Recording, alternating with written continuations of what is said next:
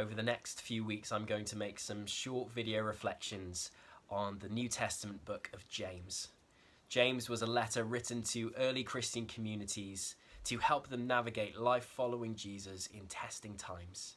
And so it speaks with great relevance into what we are facing here in early 2020. James opens his letter by introducing himself in this way: James, a servant of God and of the Lord Jesus Christ. And I don't know about you, but for me, life feels like it's been hit by a huge whirlwind of disruption and rapid change in the last few weeks. And one of the things that can be swept up into the whirlwind is our sense of identity. What do you find your identity in today? We're left with startling questions. Who am I apart from my job? Who am I apart from the assumption of my health or the enjoyment of my personal freedoms or my normal rhythms of life? These are questions that are profound and pertinent to every one of us, and were the same for the receivers of James's letter. These were followers of Jesus who were living under the pressure of persecution and poverty in their day, often at the mercy of powers outside of their control.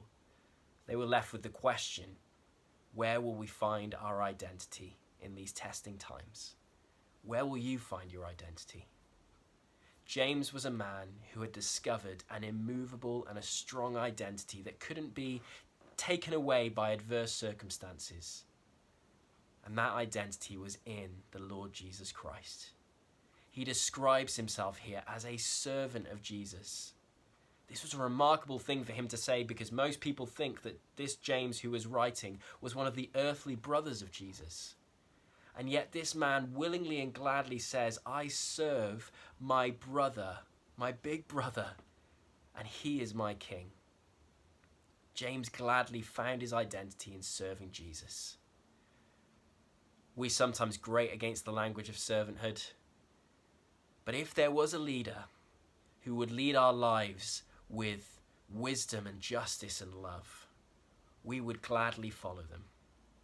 And this is the kind of king that Jesus is, sent from heaven to earth by God to lead us out of the darkness of our selfishness and into the freedom of knowing and serving the God that we were created to enjoy. And now we can find our identity and root it not in the temporary things of this world, jobs and health, but rather in the immovable relationship with God that has been established through Jesus, and the purpose and the security that comes with being his servant. Can you gladly say today, I follow Jesus as King. He is my master and I am his servant. In these days, I think the beauty of surrendering to Jesus and simply living in servanthood to him needs to be rediscovered by those of us who follow him. We are not in control of our lives, but we have a king who is governing our lives and our world with justice and wisdom and love.